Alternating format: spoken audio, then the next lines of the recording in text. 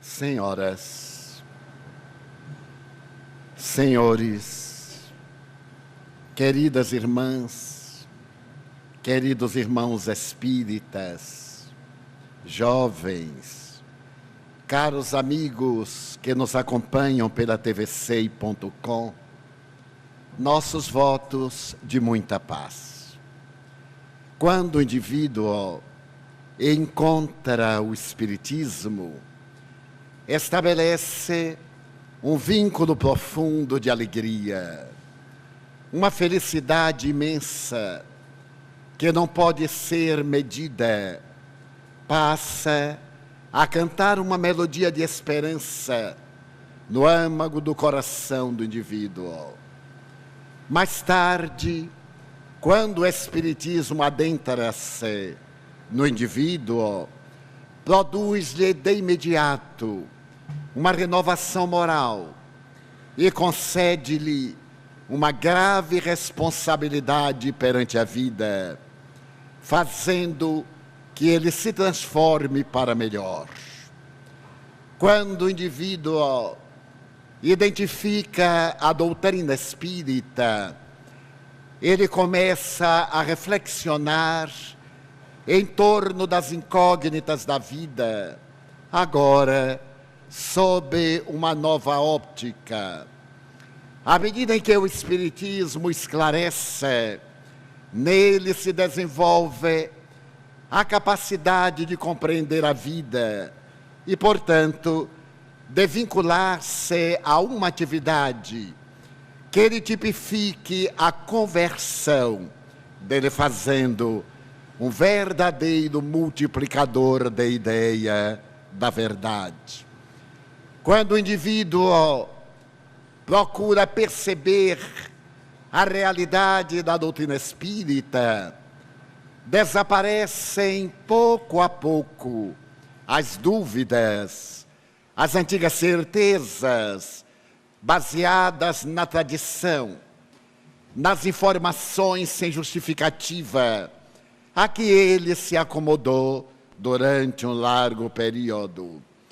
À medida em que o Espiritismo vai diluindo a névoa da sua ignorância, ele passa a compreender que a sua existência tem um significado muito profundo e o objetivo essencial da vida física é a identificação plena com a verdade. Por consequência, quando o indivíduo se diz espírita, deve pavimentar a existência com os atos que reflitam o patrimônio sagrado da revelação que verteu do mundo espiritual na direção da terra e de que foi instrumento ínclito codificador Allan Kardec. Ser espírita é um pouco mais do que colocar um rótulo novo na velha roupagem das convicções ancestrais. Significa haver descoberto um mapa que vai levar ao tesouro da alegria de viver, ao tesouro da harmonia interna, ao tesouro da fidelidade. E ao lado da fidelidade, da honorabilidade, em respeito à doutrina que o desencarcera da ignorância e que o liberta da vacuidade. O Espírito Manuel Viana de Carvalho, em uma mensagem que psicografamos faz poucos dias, refere-se que Schopenhauer, o admirável filósofo pessimista de Dantzig, havia estabelecido que a criatura humana na Terra apresenta-se sob 3 posturas especiais. A primeira delas é a personalidade, a segunda, a propriedade, a terceira, a posição.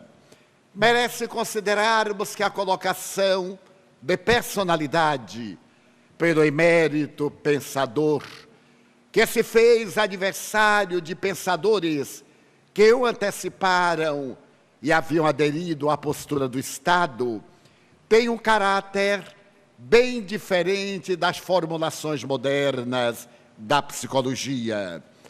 Na psicologia contemporânea, a personalidade é a máscara que afivelamos à face para nos fazermos conhecidos no grupo social.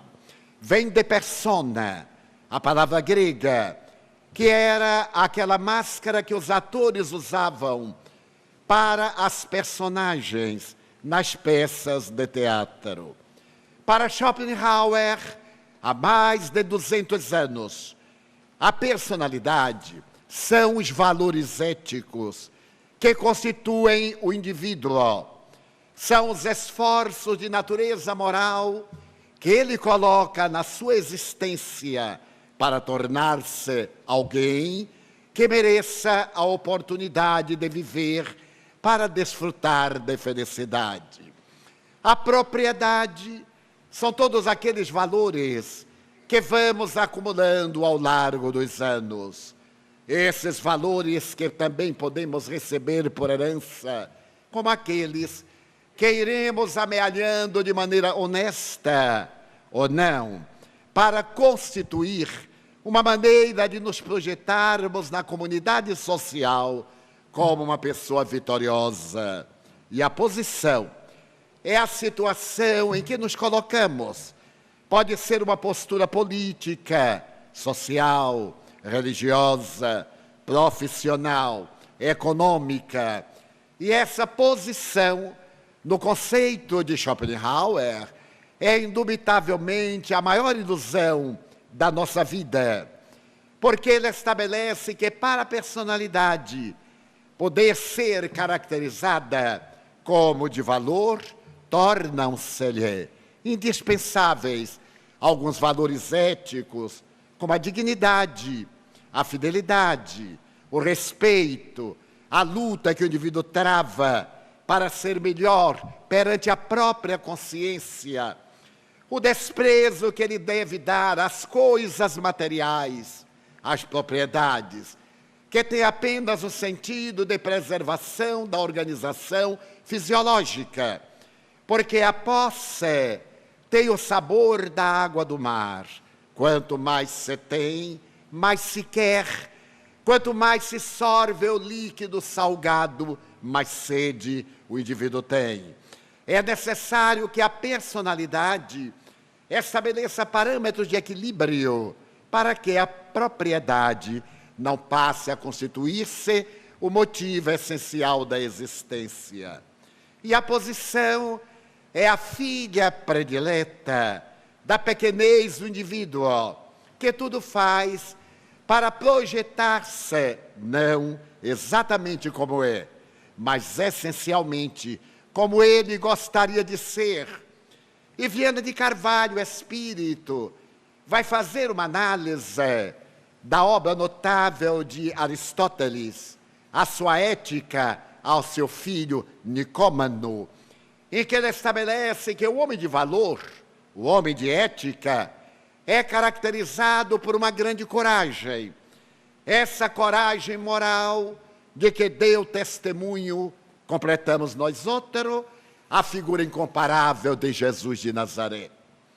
Era necessária a coragem até ao atrevimento para enfrentar a rudeza do Império Romano, através das personificações farisaicas de Jerusalém, e mesclar-se as multidões desarvoradas que transitavam de cidade em cidade nos braços da miséria, como consequência do despovoamento das aldeias e dos campos e da busca às cidades para a conquista das migalhas miseráveis que lhes eram atiradas.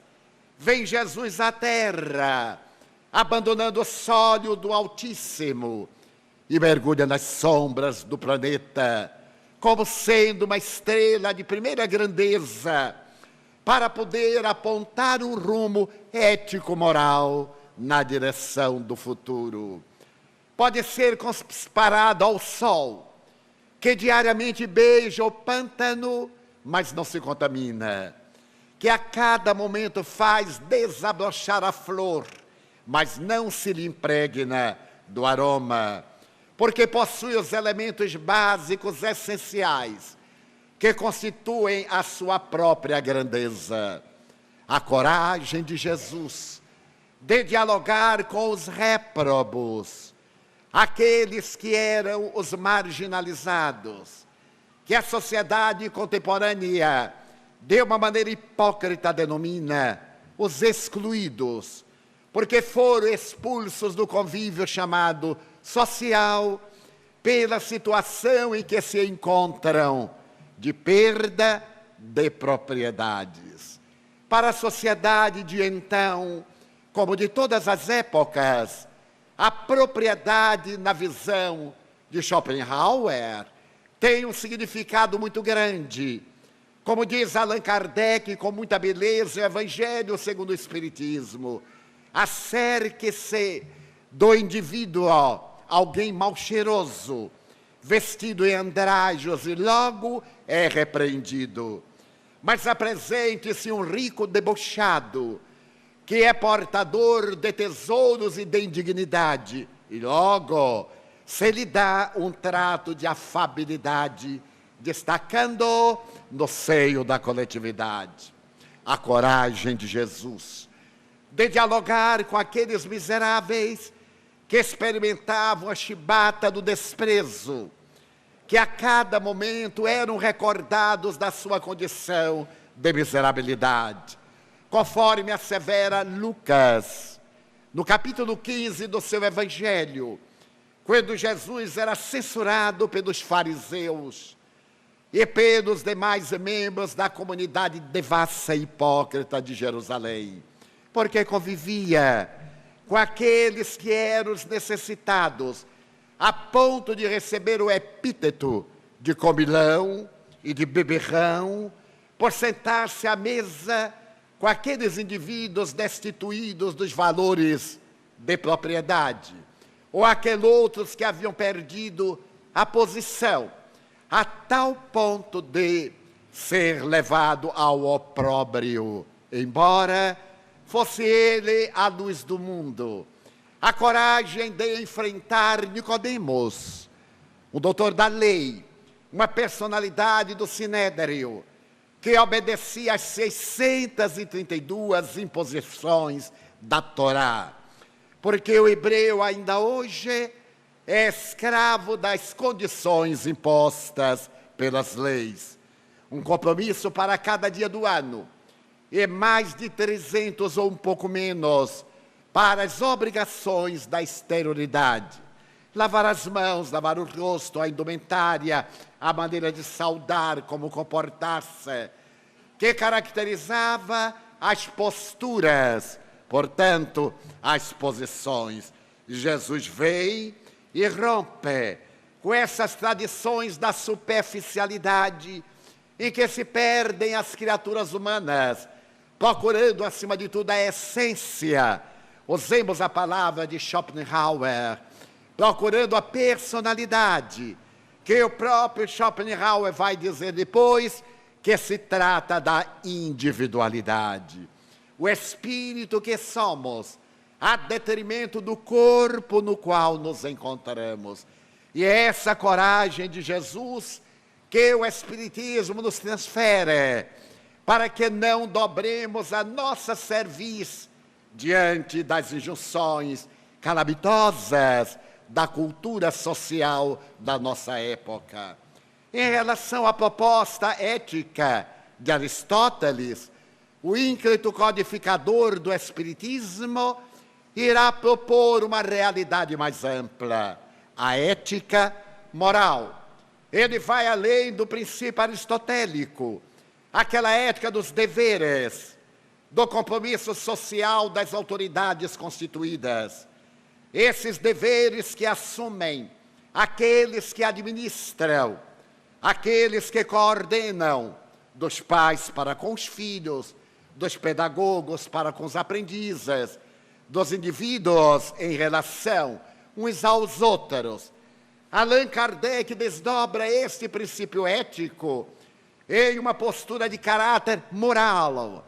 Esse caráter de respeito à vida, de respeito a si mesmo, e traz do Evangelho de Jesus a ética moral indestrutível do Mestre incomparável.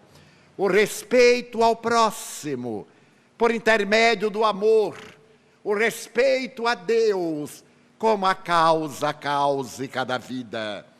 Para que o indivíduo possa viver essa ética moral estabelecida por Allan Kardec, é-lhe exigido um conhecimento profundo da doutrina espírita, não apenas aquele contato superficial, a frequência a uma instituição que tenha essa rotulagem, a permanência nas suas atividades exteriores, a prática da caridade, entre aspas, que são deveres morais e filantrópicos, dar ao próximo, ajudá-lo a sair da miséria, erguê-lo da situação em que se encontra, proporcionar-lhe um meio de dignificação.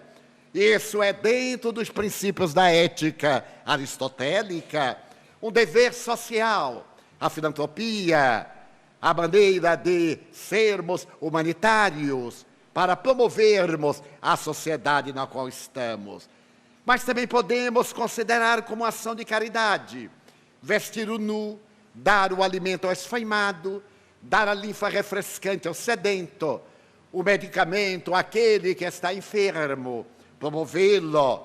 Mas a maior caridade que o Espiritismo nos impõe é a de educar, de criar novos hábitos, de proporcionar ao indivíduo despir-se da indumentária velha dos vícios e renascer como sai da lagarta que se arrasta, a leve borboleta após a histogênese, após o momento da sua transformação molecular. E é o estudo do Espiritismo, a reflexão, que se encarregam de brindar-nos com esse excelente material.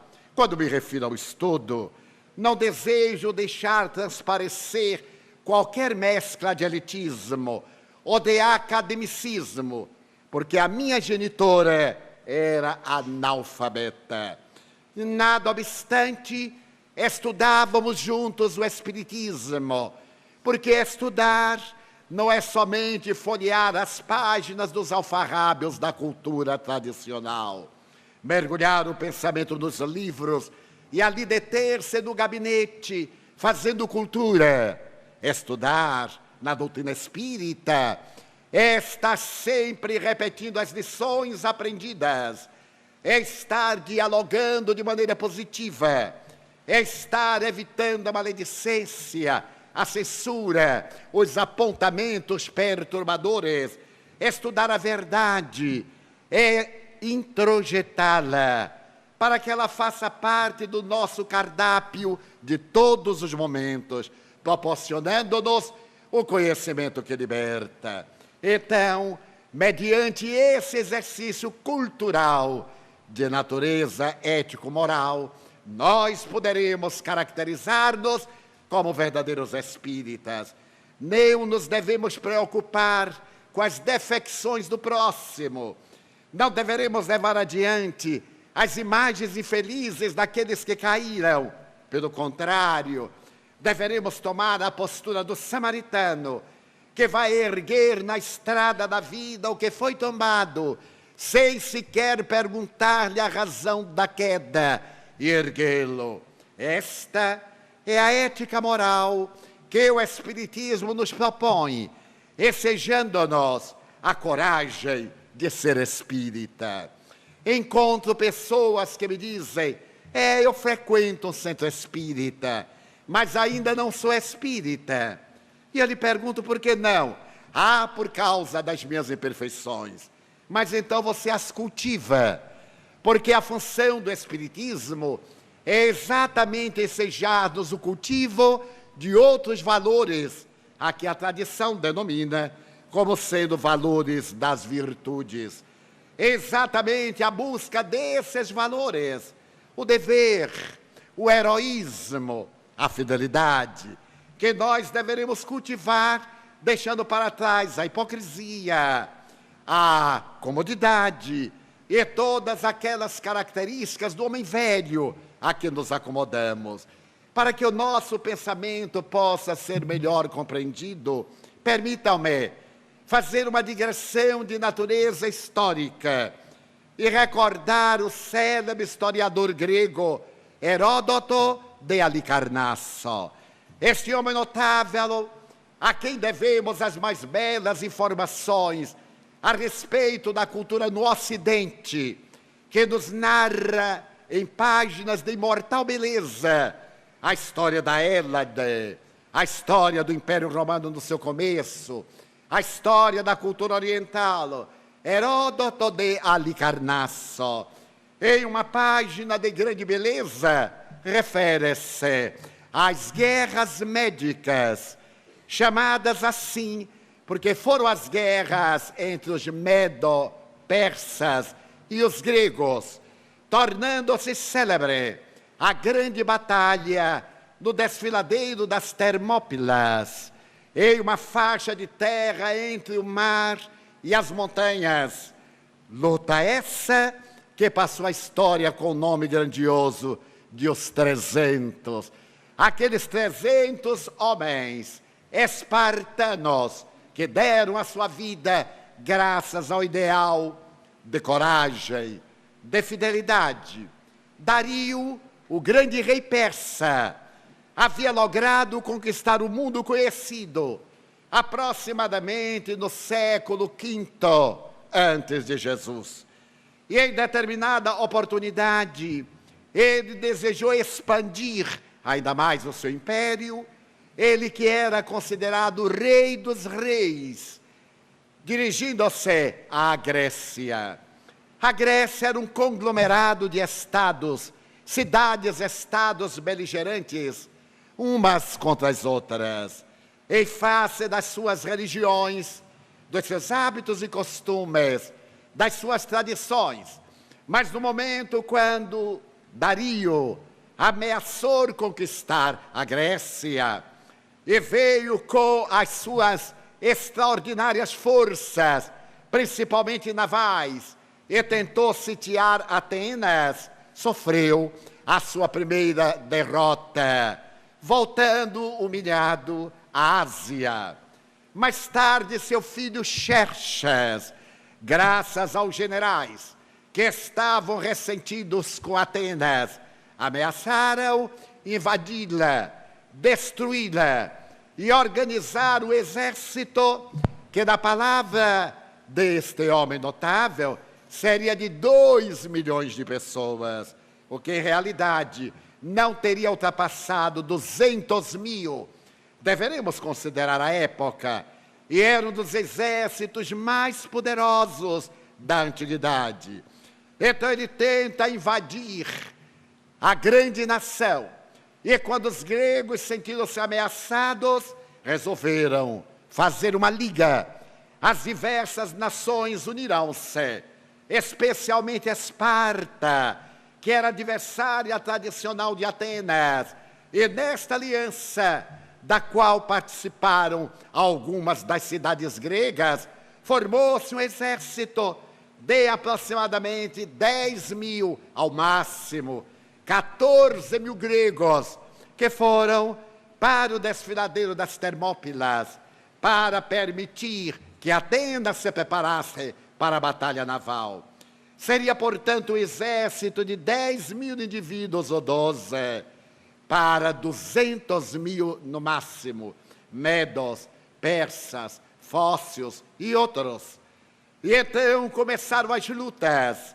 A missão do rei de Esparta, Leônidas, era deter as tropas persas naquele desfiladeiro, pelo menos por 8 dias, porque dessa forma Atenas poderia conseguir o seu desiderato, preparar-se para enfrentar os futuros invasores.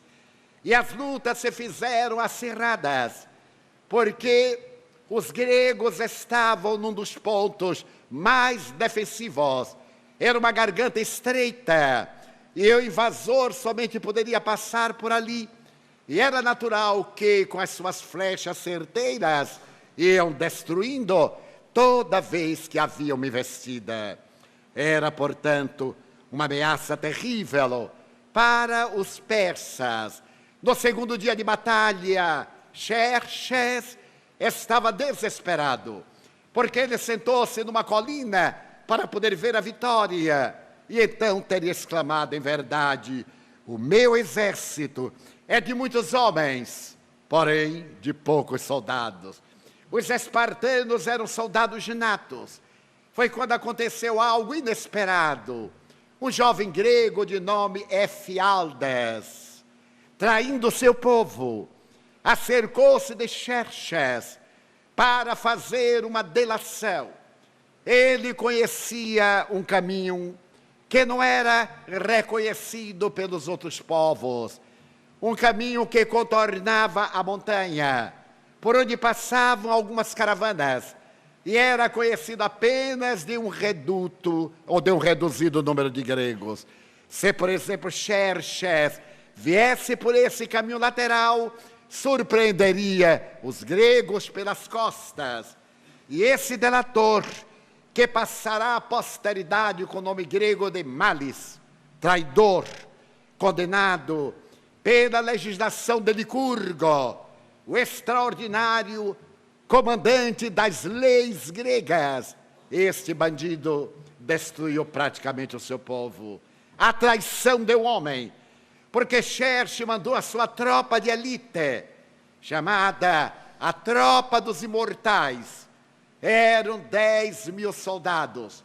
Quando um deles caía, vinha outro para o seu lugar. E estavam sempre os 10.000 soldados em postura de combate. Xerxes mandou que um dos seus melhores generais realizasse a viagem de contorno e surpreendeu os gregos pela retaguarda. Então, era inevitável a derrota. As flechas que foram disparadas pelos persas foram em volume tão grande que o soldado gritou: elas cobriram o sol. E Leônidas, o rei, disse: se elas forem capazes de apagar o sol, nós lutaremos em plena sombra. E começaram a lutar. Era, portanto, uma batalha perdida. Mas Leônidas dispensou aqueles que desejassem sobreviver e ficou reduzido apenas a 300 soldados, que por fidelidade, por coragem, porque eles iam morrer, não havia escapatória, desejavam defender o solo pátrio e fazer que o invasor recuasse. As batalhas, narra o grande historiador, foram perversas. Todas as lanças gregas foram arrebentadas. E os gregos, no fim, tiveram que lutar com punhais, com as mãos. E foram tomando. Mas nesse ínterim, um jovem adivinho, fazendo uma análise das vísceras de um animal, um auríspice, teve a profecia de dizer que ao chegar a aurora, a morte chegaria com ela. E assim se deu, porque ao chegar a aurora do terceiro dia, todos os combatentes, os 300 e mais alguns, estavam mortos, inclusive o notável Leônidas. O rei morreu com a sua tropa. Ali deixou o legado da sua coragem. E Xerxes, quando chegou ao lugar do combate no desfiladeiro das Termópilas, saiu a procurar o adversário e decepou a cabeça de Leônidas para levá-la como troféu. Mas este gesto dos 300 espartanos fez que se recuassem, se organizassem os atenienses, que conseguiram superar a batalha naval e Atenas foi salva. Essa batalha, que foi considerada a mais notável da história da antiguidade, passará como uma vitória dos gregos, não uma vitória dos persas, porque do ponto de vista bélico-militar, na sua estratégia, a vitória não é somente daquele que ganha, mas é daquele que luta. E como era natural, Xerxes, com tantos soldados, e os gregos apenas com 300 homens, foram em verdade os vitoriosos. E ainda hoje, no desfiladeiro, porque Termópilas significa lugar muito quente por causa dos verões, encontra-se escrito, talvez na pedra talhada: viandante que por aqui passas, lembra-te daqueles heróis que deram a sua vida pela grandeza da Grécia.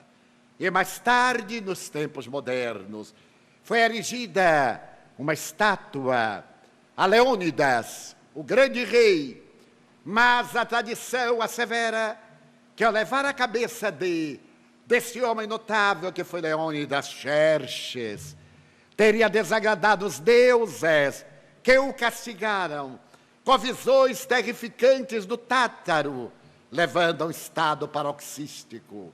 Mais tarde, o seu filho Artaxerxes irá firmar o pacto de paz com os atenienses.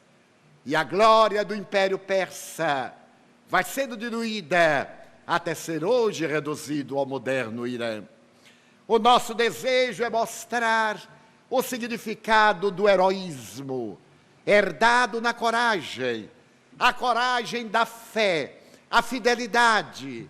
Aqueles espartanos acreditavam sim no respeito à pátria, no dever de imolar-se. Aquele que se encontra hoje na batalha do mundo e que abraça o ideal da doutrina espírita, não pode, de um momento para o outro, delinquir, não pode permitir-se a situação vândala do jovem Efialdes, o traidor, de manter-se na futilidade, sem identificar a grandeza dos postulados espíritas, porque o espiritismo é a última promessa a ser cumprida. Já veio há 152 anos, na forma do Consolador, para diminuir as angústias do nosso coração. O próprio Viana de Carvalho Espírito sempre me diz que a grandeza do Consolador que Jesus prometeu e se corporifica no Espiritismo não é a de enxugar lágrimas e suores. A maioria dos adeptos pensam que a função da casa espírita é mantê-los nessa situação piegas, de sofrimento, de passes eternos, de água fluidificada que os rios secariam, sem que haja o esforço moral do indivíduo para adquirir a verdadeira cura, aquela que vem de dentro para fora. A função essencial do Espiritismo é arrancar as causas das lágrimas, porque não adianta enxugar a lágrima se o indivíduo continua nas suas posturas infelizes, se ele abraça a conduta anterior, se ele permanece naqueles ideais que dizem respeito à propriedade, à posição. Muitos indivíduos me dizem, não poucas vezes, mas Divaldo, veja a minha posição. Eu sou uma autoridade, eu sou espírita em particular. Então eu olho para o covarde, ingrato, porque recebeu da misericórdia divina as bênçãos, e a semelhança de um ditado popular, escarra no prato que teve o alimento. E então a sua posição tão transitória quanto a névoa, que o sol da realidade dilui, porque está em cima hoje, amanhã está embaixo. E foi por essa razão que o próprio Schopenhauer disse que a vida na Terra é um teatro, e ele não acreditava em reencarnação, em que alguns de nós desempenhamos o papel de rei, outros de vassalos, uns de príncipe, outros de servidores, uns de pessoas belas, outros deformados. Na reencarnação dá-se exatamente isso. O palco terrestre recebe-nos em uma postura e logo depois noutra posição. Aliás, entre aqueles frívolos que se dizem espíritas, o palco da vida somente lhes reservou posições de relevo, príncipes, nobres, reis, personalidades de grande coturno. Eu tive uma amiga que me tentava convencer que ela era a reencarnação de Maria Antonieta. Pobre Maria Antonieta, eu já encontrei mais de 60. Não sei por que esta fixação em Antonieta, a austríaca, tão infeliz, decapitada na Revolução Francesa, nos dias do terror, no período de Robespierre. E a minha amiga dizia: Divaldo, você não acha? Ela era uma mulher muito bonita, muito rica, muito perfumada. Já naquele tempo mantinha uma tonalidade linda dos seus cabelos, a tonalidade violeta, os cabelos estavam alvejando, ficavam-lhe muito bem. Usava um perfume especial, violetas do Dom. É coisa de 50 anos. Então, ela mantinha as posturas, a etiqueta, mas eu não acreditava. Não acreditava para honrar o nome de Maria Antonieta e o bom senso no comportamento da doutrina espírita. Certo dia, retornando à sua cidade, ela me disse: agora eu tenho a prova fundamental da reencarnação de Maria Antonieta. Olha! E eu olhei. Eram as marcas de uma amigdalectomia. Ela havia feito uma cirurgia de amígdalas. Então eu disse: novamente eu fui decapitada. Você vê? Então eu imaginei todo mundo que havia extraído as amígdalas ter passado pela Revolução Francesa. Eu ia comentando ao venerando apóstolo Chico Xavier sobre essa loucura de que as pessoas adoram ter sido alguma coisa, embora hoje não sejam nada. Chico me disse assim: Divaldo, meu filho, vamos acreditar. Eu acredito, porque somente os nobres do passado é que estão reencarnados aqui. Os empregados, as lavadeiras, os pajes, estão todos no reino dos céus. Mas eles voltaram para pagar. É lógico. Aí eu entendi, porque nós temos essa pretensão da posição, da propriedade. Muitos outros me dizem: no momento eu não tenho nada por causa da crise, mas eu já fui muito rico, o que você está pensando? E outros, que muitas vezes estamos dialogando, eu pergunto: você sabe com quem está falando? Então eu me lembro de um humorista brasileiro: você é o importante quem? É tão importante que ninguém sabe quem é. Então é necessário que nós tenhamos a coragem espírita de mergulhar na doutrina com o corpo e com a alma, de estudá-la, para podermos encontrar a realidade do ser que somos, para adquirirmos esse espírito de valor, a fim de enfrentarmos as vicissitudes. Há 2 meses, desencarnou uma das colaboradoras da Mansão do Caminho. Ela trabalhou conosco durante 44 anos. Era um temperamento especial, séria, severa, introvertida, mas uma pessoa de valores éticos incomparável. Adoeceu, foi submetida a uma cirurgia sem sucesso, e logo uma segunda cirurgia, e contraiu infecção hospitalar. Esteve na UTI durante 106 dias. E ali na UTI, por mais que se usassem antibióticos, os mais modernos, a bactéria permanecia. E ela veio a desencarnar. Numa das visitas que lhe fizemos, diariamente, quando em Salvador íamos visitá-la, porque ela não reclamasse nunca, tornou-se a enferma modelo do hospital, querida de todos. Fez traqueostomia, teve escaras, fazia os curativos, contraía o semblante das dores, mas não reclamava. Numa das vezes em que eu a visitei, ela estava com muitas deformidades, graças ao tratamento intensivo, quase cruel. E eu lhe perguntei: o que é que você gostaria de dizer? Ela então, com auxílio da enfermeira que cuidou da área da traqueostomia para lhe permitir falar, ela me disse: eu não gostaria de dizer nada, porque Deus sabe, nesta reencarnação, eu não tive tempo de me comprometer, e eu sou uma testemunha, porque eu a conheci com 20 anos de idade aproximadamente, e acompanhei a sua trajetória por quase 60. Então eu não tive tempo de me equivocar. é a lei soberana. E eu tenho certeza que Deus está fazendo o que é de melhor, o que é de melhor para mim. Eu não pude dominar as lágrimas, a coragem. Ali estava o testemunho da sua fé espírita, por 40 anos. Nos havia ajudado a educar mais de 700 crianças que vieram nos braços da orfandade para a nossa casa. A educar mais de 30 mil pessoas que passaram pelas nossas escolas de primeiro grau, pela creche, pelo jardim de infância. Há milhares de pessoas esfoimadas, a quem ela socorria. E, ademais de atender ao programa da casa, ela mantinha o seu dever pessoal, as ocultas que somente eu sabia, de socorrer outros sofredores dentro dos seus recursos. Então as suas lágrimas correram. E eu lhe disse, mas dói muito. Ela disse, é uma dor selvagem. Mas Deus dá forças àqueles que são fracos. E não pôde falar mais nenhuma vez. À medida em que os dias se passaram, comunicava-se por escrito. Mas graças ao excesso de líquidos no organismo, não podia mais sequer escrever.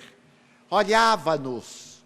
Fizemos uma equipe de visita, mesmo na UTI, pela manhã e à tarde, daqueles que a amávamos. E ela nos olhava, às vezes tentava dizer alguma coisa, mas não encerrava. Perto da desencarnação, eu ia viajar, e então lhe disse, eu penso que a última vez que nos vamos ver aqui no corpo físico, eu tenho pedido a Deus que, se for da sua vontade, que Ele abrevie os sofrimentos. Ela meneou a cabeça e tentou sorrir. E, de fato, desencarnou enquanto eu me encontrava fora. Mas, na última quarta-feira, depois de 2 meses e poucos dias de desencarnação, ela que retorna, triunfal, para comunicar-se conosco, para dizer-nos das excelências da sua renovação, a alegria incomparável de acordar nos braços da sua genitora, que não era espírita, e que se opôs de maneira férrea quando ela resolveu ir morar na Mansão do Caminho. Descendente de uma família muito rica, 400 de Salvador. Quando ela expôs a família que ia dedicar a sua vida ao atendimento dos que sofrem, logo a família pensou que deveria ser alguma paixão mórbida por algum de nós, aqueles que dirigíamos a instituição. Na sua dignidade, ela perseverou, sem desobedecer ao carinho da mãe. Ela disse, eu tenho direito, se eu me casasse, eu iria para outro lugar. Então eu estou fazendo as minhas bodas com a religião que abraço. E eu tenho direito de me dedicar ao que me aprouver, sem desonrar a nossa família. E a sua coragem de ir morar no bairro pobre, sair de um apartamento de luxo, de um bairro elegante, para um lugar onde não tinha água encanada, onde não tinha eletricidade, onde não havia asfalto, não havia ônibus, eram somente desafios e dificuldades. A coragem da fé. Porque a sua vida física passou, as propriedades ficaram, a posição ficou, mas a sua realidade permanece agora como espírito livre.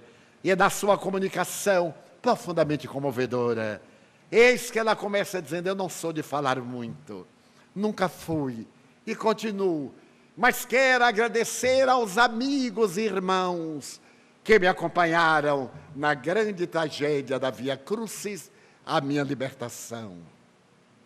Agradecer a bondade, a presença, mas acima de tudo agradecer a esses espíritos extraordinários que me sustentaram nas horas mais difíceis, a essa doutrina libertadora que me deu as forças para manter-me digna e corresponder à minha condição de espírita. Logo depois da comunicação, eu comecei a pensar na fidelidade cristã, naquele 1 milhão de pessoas que deram a sua vida a Jesus até o término das perseguições, no dia 13 de junho do ano 313, quando foi firmado o Edito de Milão por Constantino. A coragem de fé, principalmente de Joana de Cusa, aquela mulher da alta nobreza, de posição social de realça. Seu marido era proprietário de largas faixas de terra em Roma e também era o representante de César na tetrarquia em que ele se encontrava. Joana, a patrícia, a mulher nobre, conheceu Jesus.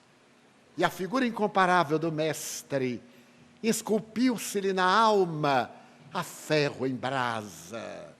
Cusa, o seu marido, era leviano e fútil.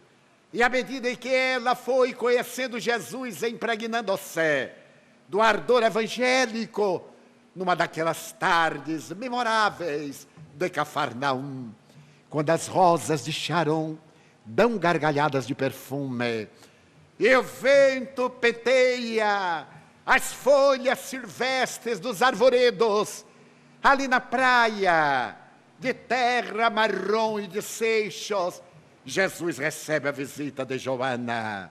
A patrícia tem a cabeça coberta por um péplo. A escrava fica à distância, escrava que ela libertou desde que conheceu Jesus e que permaneceu por um sentimento de fidelidade e amor. Senhor, eu te queria dar a minha vida.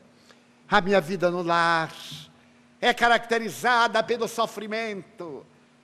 O meu marido não me honra. Pelo contrário, humilha-me com as mulheres mais vis e as atitudes mais vergonhosas. Eu queria entregar-me ao banquete da Boa Nova.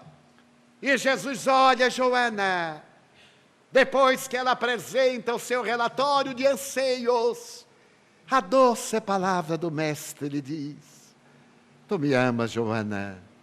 Sim, Rabi, mais do que a própria vida. Se tu me pedires, eu a darei. Então, Joana, se tu me amas, ama ao teu marido, ama a Cusa. Eu distendo essas palavras a todos aqueles que têm desafeto. Se amam Jesus, amem-los. E um dia, Joana, eu te pedirei o testemunho.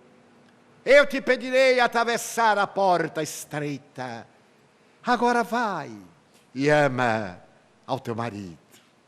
Ela então obedece, torna-se a serva dedicada do marido devasso. Ele se transfere politicamente para Jerusalém. E por ocasião da Via Crucis, quando aquelas mulheres de coragem e de fidelidade acompanham-no, entre elas está Joana, a mulher de Cusa. Ela vai até o Calvário e acompanha o momento extremo ao lado de Maria, a Santíssima, de Maria, a convertida de Magdala e de outros. E mais tarde, quando está viúva, em Roma, quando perdeu as propriedades, quando perdeu a posição, é desencadeada a perseguição terrível. E numa daquelas, Tigelinos, o chefe dos pretorianos de Nero, ao receber uma denúncia, adentra-se pelas catacumbas de São Calixto, os cemitérios subterrâneos, e leva para o presídio aqueles que ali se encontravam, entre eles Joana, a viúva de Cusa, e seu filho. No mês de agosto, ainda verão na Itália, no Mediterrâneo e na Europa. Nero celebra uma grande festa na Domus Áurea. Os montes estão verdejantes e as flores perfumadas das azaleias correm pelas ruas quentes de Roma, as imensas avenidas.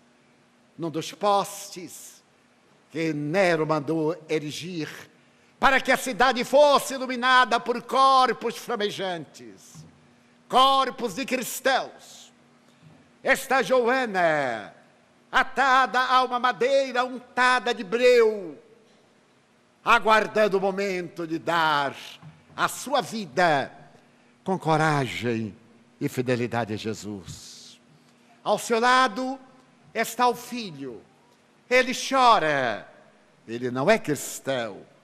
Ele acompanhou-a às catacumbas. E chega o momento ápice. A noite ainda está quente.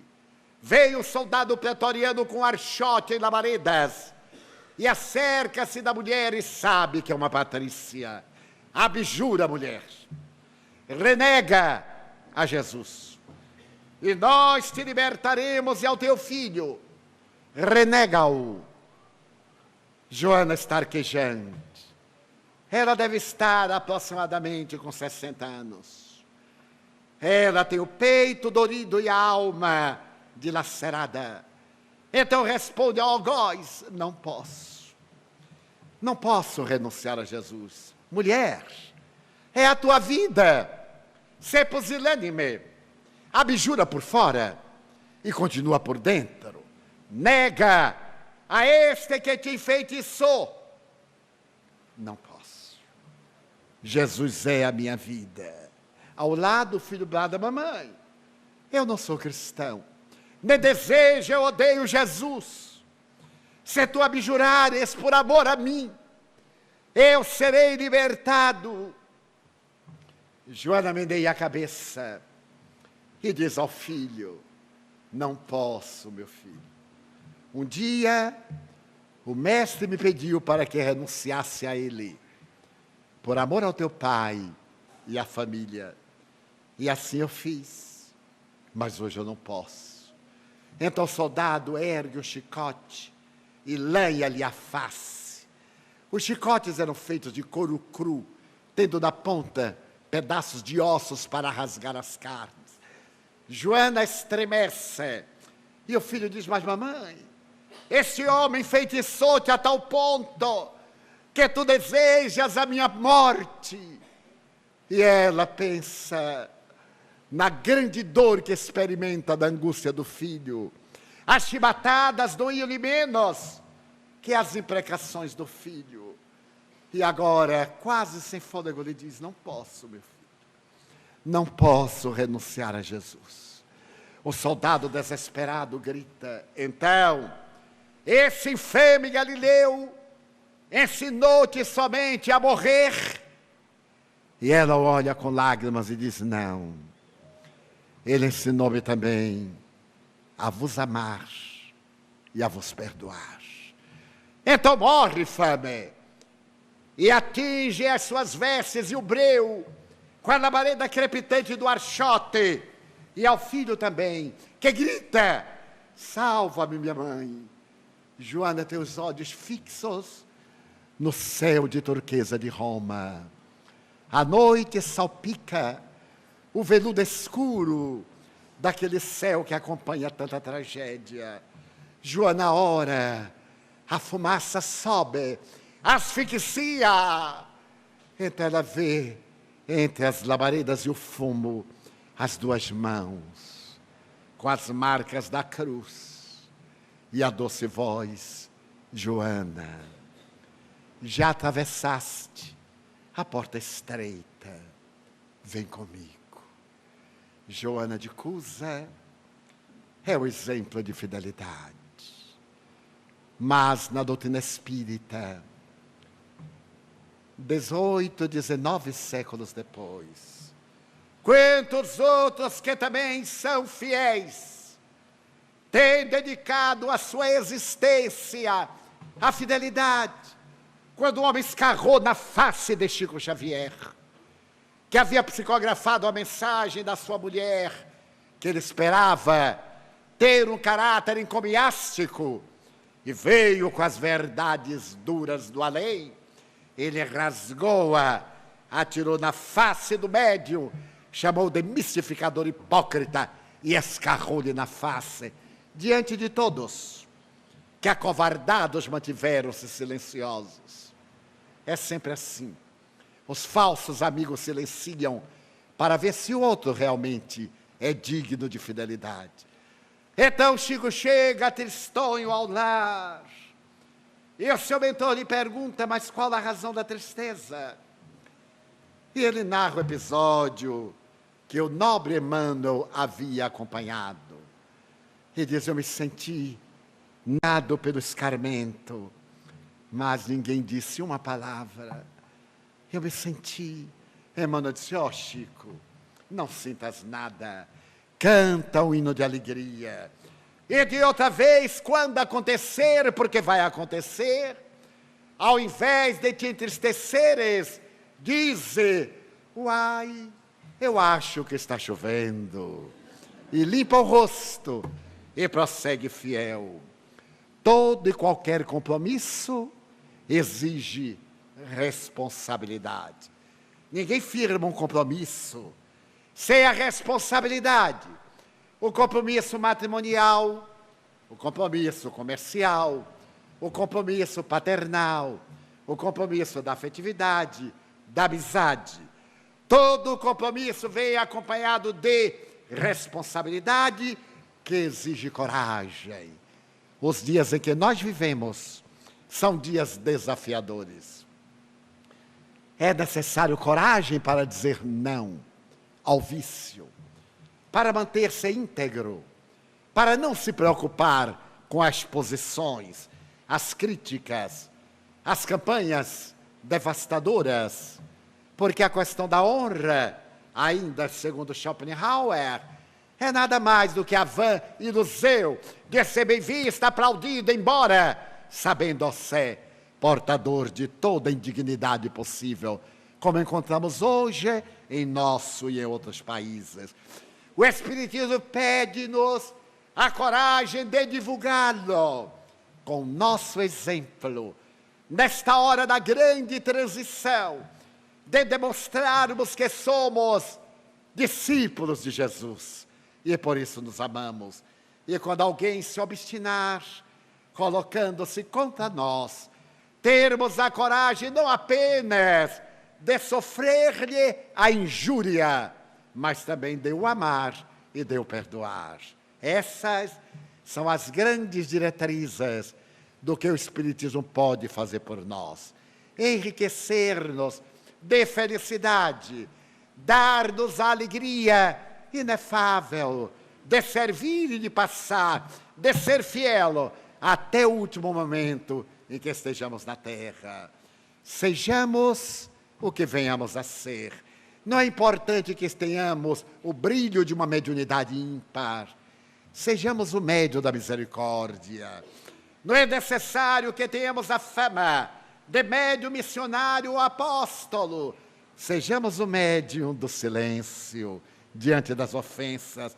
Como escreve André Luiz nos Domínios da Mediunidade, quando ele diz que o agricultor é o médium da terra, que o enfermeiro é o médium da saúde, que o mestre é o médium da educação. Sejamos esses médiuns da bondade e da fraternidade, e esquecemos-nos das posições transitórias e mentirosas do mundo, dizendo ao Senhor da vida, Pai, como eu gostaria de ser uma via láctea de estrelas, para que as noites da terra fossem mais belas. Mas na minha pequenez eu te digo desta vez, se eu não puder ser uma via láctea de estrelas, deixa-me pelo menos ser um pirilampo na noite escura, iluminando a amargura de quem está na escuridão. Eu gostaria de ser como a chuva generosa, que caindo sobre a terra porosa reverdecesse o chão. Mas se eu não conseguir, eu te quero pedir, para ser um vaso com água fria, matando a sede e a agonia de alguém na desesperação. Eu gostaria de ser um jardim de flores, de todas as cores, para embelezar a terra, mas da pobreza que minha alma encerra, se eu não puder ser um jardim, deixa-me ser uma rosa solitária, na frincha da rocha, colocando beleza no altar da natureza. Eu desejaria ser um trigal, para repletar a mesa do esfaimado com a bênção do pão. Mas eu não vou conseguir, então eu te quero pedir para ser um grão, que caindo no chão, se multiplique no milhão, e um dia se transforme na soberana dádiva do pão. Eu desejaria ser a montanha altaneira, de onde se tivesse a visão da terra inteira, mas não chegarei lá, então deixa-me rogar, para ser uma pedra, pavimentando o caminho, por onde siga o herói da sua tarefa. Eu desejaria ser a escada, que levasse o lutador às alturas, mas nas minhas agruras nunca lograrei. Então eu te pedirei para ser-lhe o primeiro degrau. Queria ser um pomar de frutos maduros para matar a fome da humanidade. Mas como não poderei ser, deixa-me transformar-me numa árvore, com os galhos projetando sombra no chão. Oh, deixa-me ficar-lhe a sua sombra, para quando alguém passar pelo meu caminho, eu lhe diga de mansinho: olá, amigo, aonde vais? E se ele me perguntar quem és, eu lhe direi: sou teu irmão, dá-me tua mão, eu irei contigo, sou teu amigo, e lado a lado eu possa cantar, Senhor. Eu gostaria de ser esteta, de ser artista, orador, poeta, musicista, mas porque me falta o éstero, a harmonia, a beleza, deixa-me pelo menos ser alguém que te diga: muito obrigado, Senhor, porque eu nasci, muito obrigado porque creio em ti, pelo teu amor, obrigado, Senhor, pela sua atenção, muito obrigado, senhores.